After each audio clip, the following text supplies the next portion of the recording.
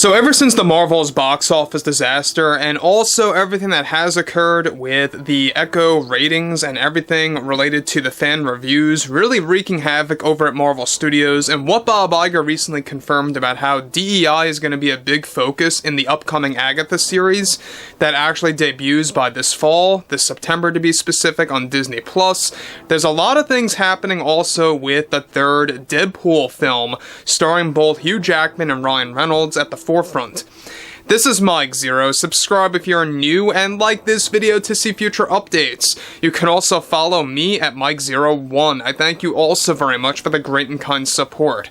So there's been a lot of creative differences happening between those like Shawn Levy, the director, Rhett, Reese, and Paul Wernick, the writers of the film, along with Ryan Reynolds, who is taking part in co-writing this movie, battling up against Disney and what they have been doing with the third act, and based on a lot of scenes that have been getting deleted that involve Wolverine. Now, we know that Wolverine is the main selling point of Deadpool 3, without question. This is the main reason why anybody wants to go ahead and see the third Deadpool film. Of course, you know, it is a Deadpool movie in nature. People want to hope that this movie succeeds, but at the end of the day, we have to remember that it is a Disney movie at the end, and this is a given fact. And this is exactly why the rated R, slap on the actual movie is already becoming a rated R light rating. Let's get into all of this. Now, what's interesting about everything moving onwards is that we know that Hugh Jackman has been getting very frustrated with Disney. As we discussed 2 days ago, he put his foot down and is refusing to appear on Disney-run programs, like, of course, The View, Good Morning America, and Jimmy Kimmel Live, to promote Deadpool 3. However, with all divisions, of course, over at Disney failing due to Bob Iger and the board of directors, one major development involves more drama revolving around Hugh Jackman as Wolverine in Deadpool 3 and the Disney heads. After Bob Iger and Kevin Feige decided to delete two very important scenes that feature Wolverine in both World War II and Vietnam for the first act, Disney also decided to delete a third scene featuring Wolverine that they felt was too extreme and violent, even for a rated R rating, after a recent test screening for the film that Disney executives recently looked over as well and concluded it was too much even for a rated R film.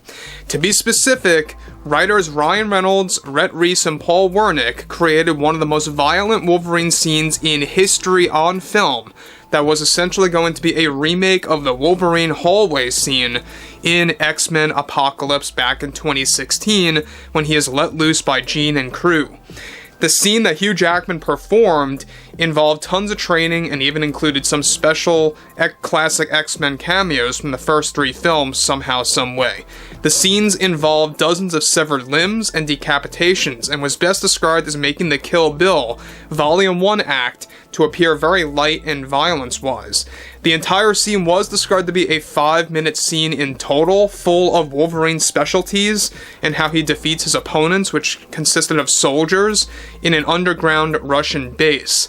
After Iger decided to pull the plug on the scene due to what Shawn Levy described as a director to the Disney executives, what would be done in post-production to finalize the scene to Disney, they panicked and decided to erase it from the current cut of the film based on what's been put together so far. Hugh Jackman is reportedly livid with Disney's decision and reacted very negatively against Disney's call and even begged director Shawn Levy to reason with Disney on keeping the scene intact, since not only did he train thoroughly for 6 whole weeks to make this scene possible with some usage of stunt doubles, and it was also a scene that took dozens of takes to complete and was considered to be Hugh's best work in the entire film. Shawn Levy did listen to Hughes and his complaints and really argued with Disney that Deadpool 3 is a rated R film and deserves such a scene to attract the right audience and to engage in authentic advertising for the film. Now guys, let me just pause here. That's a very good, interesting point, is the fact that Shawn Levy was trying to reason with Disney, saying, this is a rated R film, let's make it like a rated R film and not mislead our audience. That's basically what Shawn Levy was telling Disney, and they didn't want to hear any of it. Goes to show you how stubborn they really are and how deliberate they really are in losing money. Moving onwards. Now, Disney decided to not listen to any of Shawn's words, and they both fell into creative differences to this day. Though this film will have violence in it, don't make any mistake about that, but it won't have it to the actual degree as Shawn and Ryan and the rest of the writing team originally intended for all acts of the film. Now, the violent hallway scene of Wolverine destroying soldiers left and right in the most shocking way also included some of the top stunts ever seen in an X-Men connected film in history, as many practical effects were used before heading into post-production by this February. Disney is also refusing to ever let this scene into the Blu-ray and digital version on Disney Plus in the future to ever, of course, let it see the light of day. Bob Iger also did this from a place of playing things safe with the third Deadpool film. The creators behind the movie were also infuriated with Disney as it was one of the most expensive scenes to film.